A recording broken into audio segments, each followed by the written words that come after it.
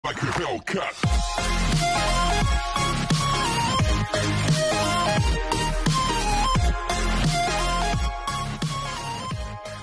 Hi, what's up mga kadudes?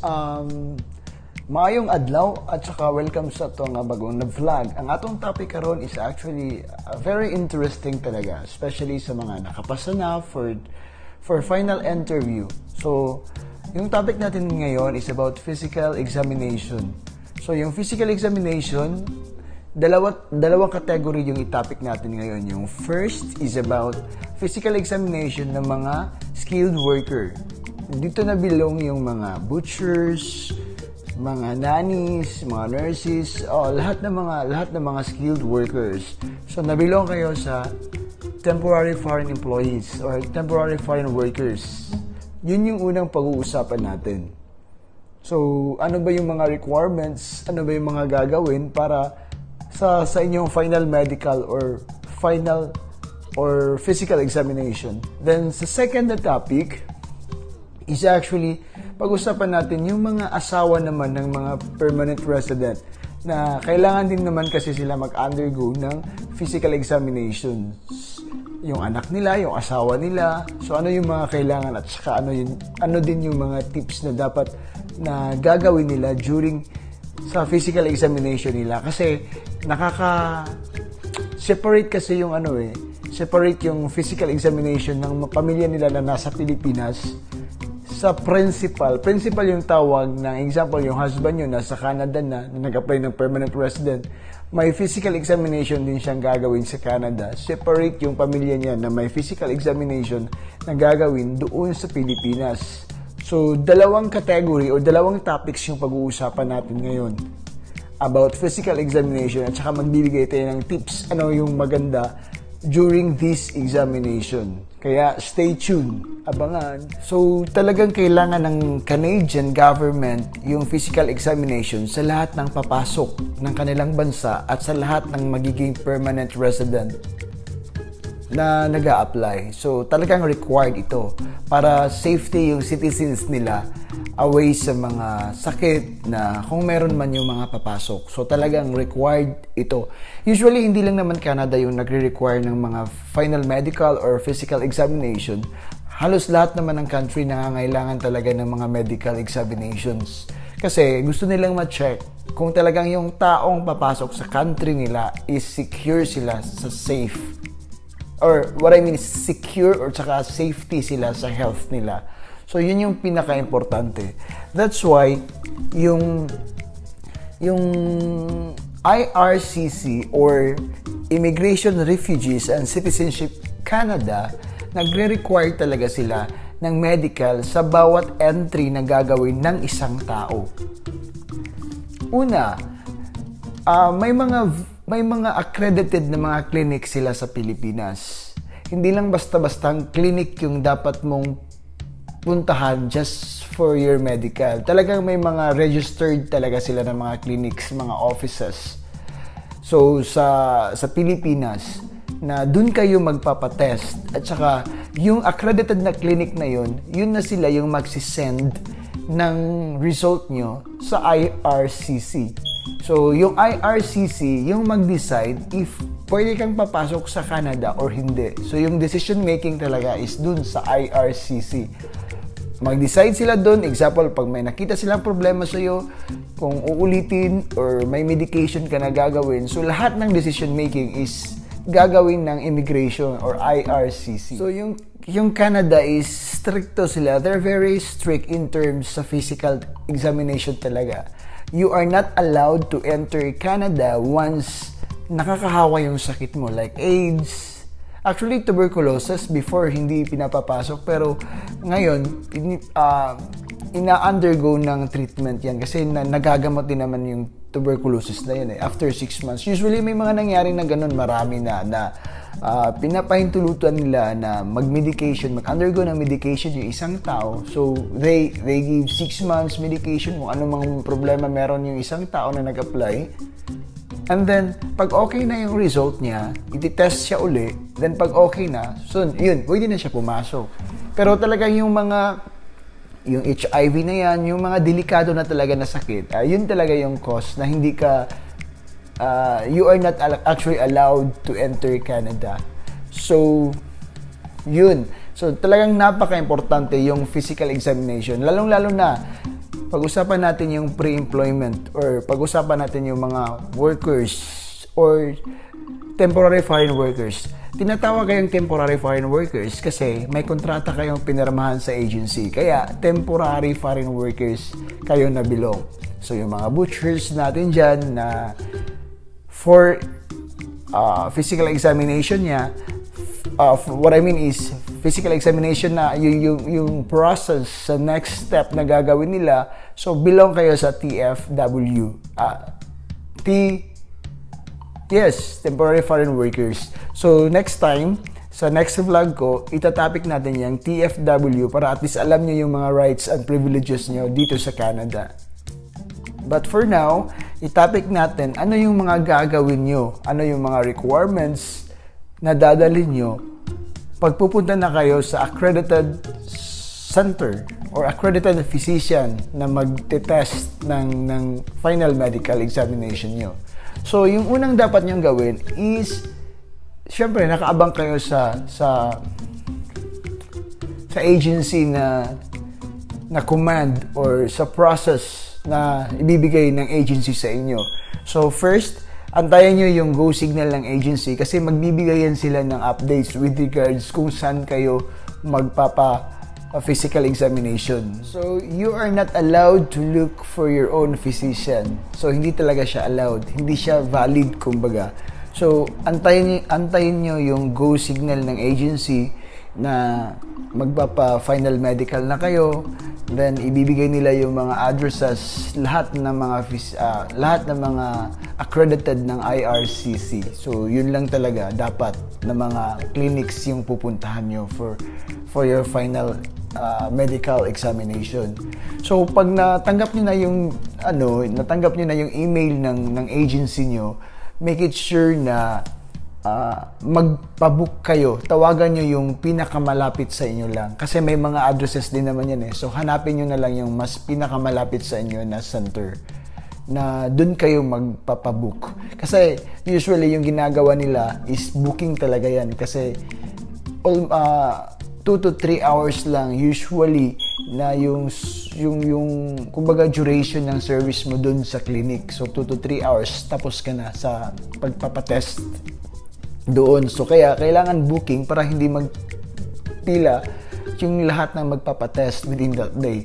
So yung first na gagawin nyo is mag-book, tawagan nyo and then magpa-schedule kayo, magpa-booking kayo ng day at saka yung oras kung kailan kayo magpapatest sa kanila.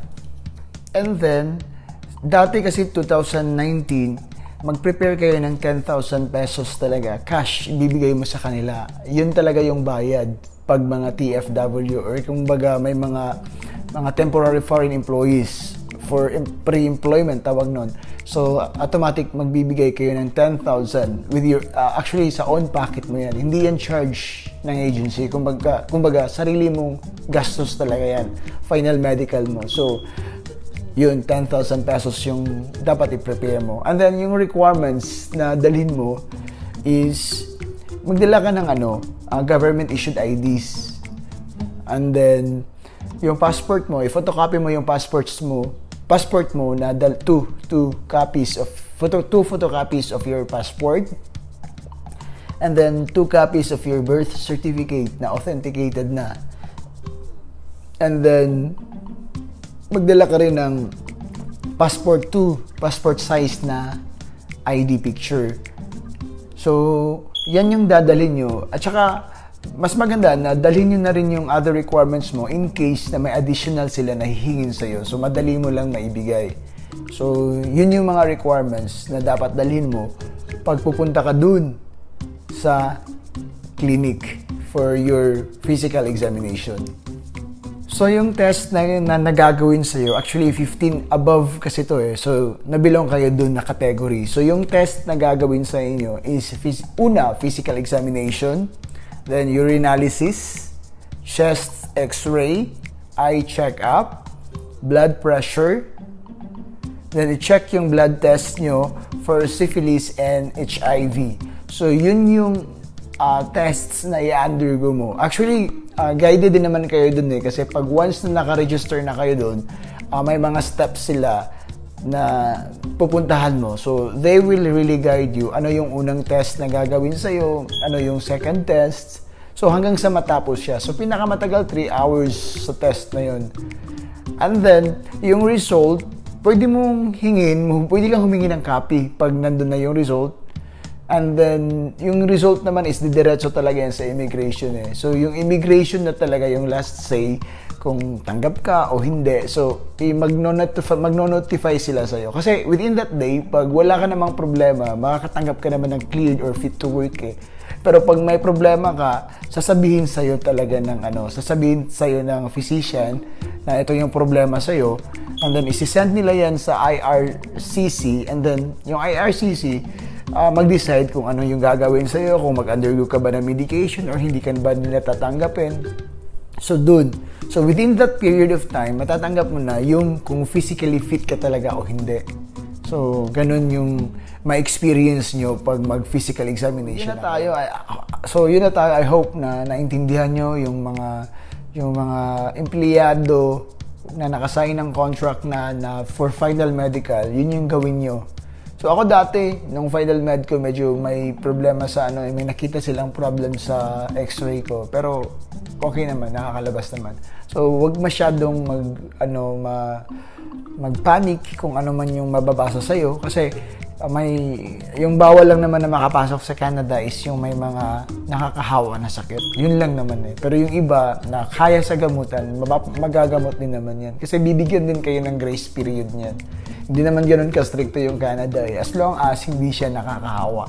So, yun na yun. So, tapos na tayo sa topic natin na number 1 sa mga TFW. So, next time, touch ako, ano ba yung rights ng TFW? Ano ba yung dapat na privilege natin pag nandito na tayo sa Canada? So, yun yung next topic natin sa next episode na yan. Para at least, syempre, mahaba-habang usapan din yan eh. Para may idea na kayo pag nandito na kayo sa Canada. Ano ba talaga yung mga rights natin? Ano ba talaga yung mga hindi natin pwedeng gawin? So, yun. Ngayon, pag-usapan na naman natin yung number 2 na topics ko is yung may mga pamilya na dito sa Pilipinas. May mga actually yung husband nila nandito sa Canada na nag-process ng permanent resident. So yung husband nila dito sa Canada, syempre mag-a-undergo yan ng physical examination dito sa Canada. Pero yung pamilya niya, syempre dun sa Pilipinas gagawin yung physical examination. So yun na yung next natin na pag-uusap. So ganun din na yung husband nila yung magsisend yung husband nila ng mga addresses or saan yung mas malapit sa kanila na clinic na certified or accredited din ng IRCC. So, hindi valid na pupunta sila sa ibang doktor na hindi accredited ng IRCC. So, hindi pwede yun. So, talagang dapat accredited na physician talaga. So, yung husband nila yung magsisend ng address sa kanila. Actually, pwede accompanying, meaning to say, pag ang pamilya nila ay dadalhin sa Canada, accompanying tawag nun. Ang non-accompanying na pamilya is yung mga hindi nila, kumbaga happy na sila sa Pilipinas, hindi na nila kailangan pumunta pa sa Canada. So yung tawag is non-accompanying. So pag accompanying or non-accompanying yung situation ng pamilya nila sa Pilipinas, still kailangan pa rin ng pamilya nila na undergo ng physical examination kahit hindi nila dadalhin yung pamilya nila sa Canada. So, kailangan pa rin na mag-undergo ng physical examination kasi dineclare. Example, yung husband niya is nag-declare na ito yung wife, ito yung children niya sa Pilipinas.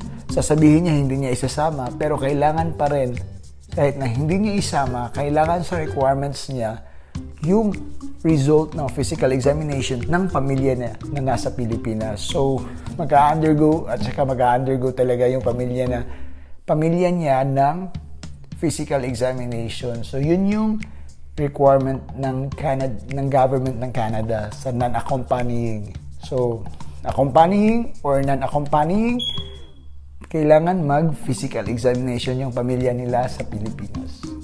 So, yung requirements din is yung government valid IDs ng mga pamilya nila sa Pilipinas, then 2 photocopies ng passport, and then 2 photocopies ng birth certificate, then yung passport size na IDs, kailangan din yun.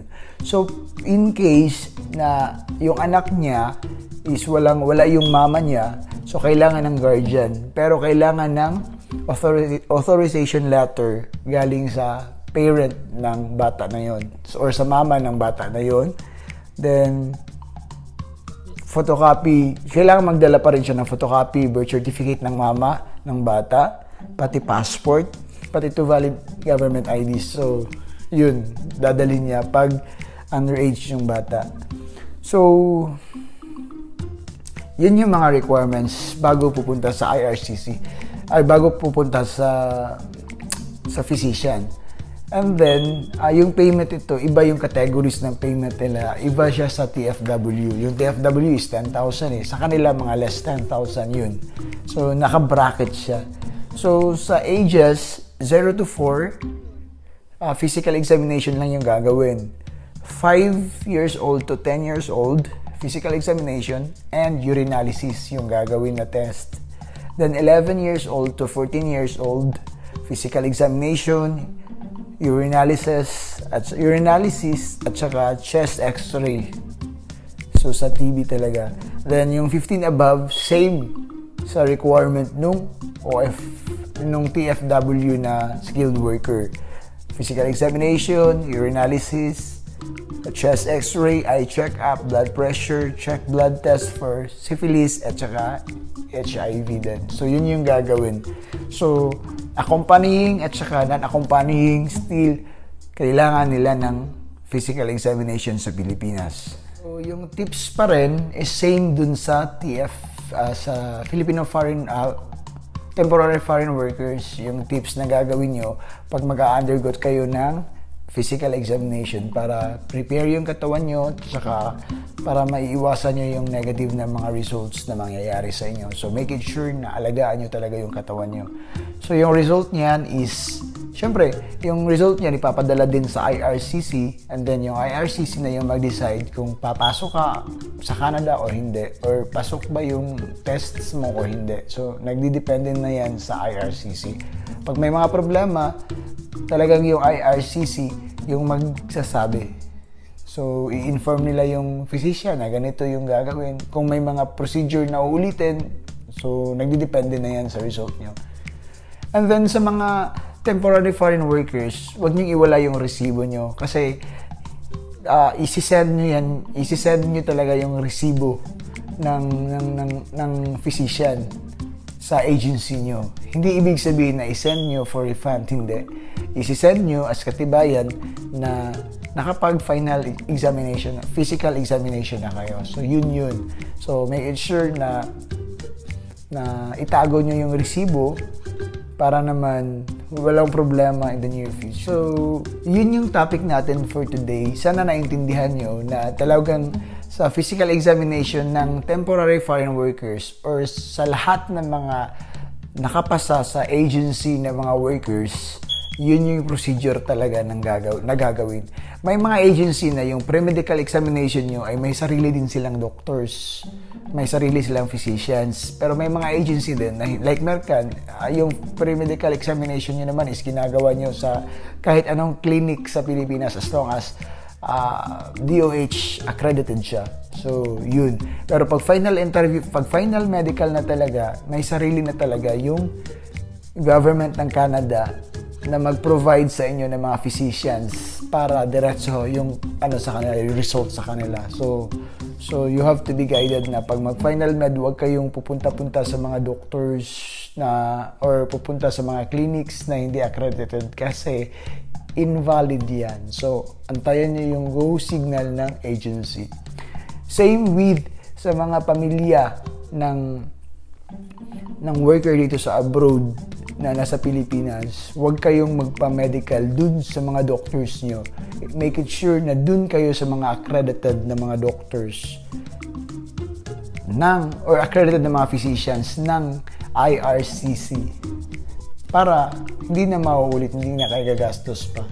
So, yun lang yung topic natin for today. If you do have questions with regards of this topic, pwede kayong mag-iwan ng mag-iwan ng message sa comment box, sa comment section. Tingnan natin kung masagot natin yan, kung may mga questions kayo. Pero I guess, nasabi ko na lahat. So, all you need to do is to prepare for your final medical or physical examination, and I hope na maganda yung result, kaya make it sure alagaan niyo yung katawan. So, hanggang dito na lang, hanggang sa muli, paalam!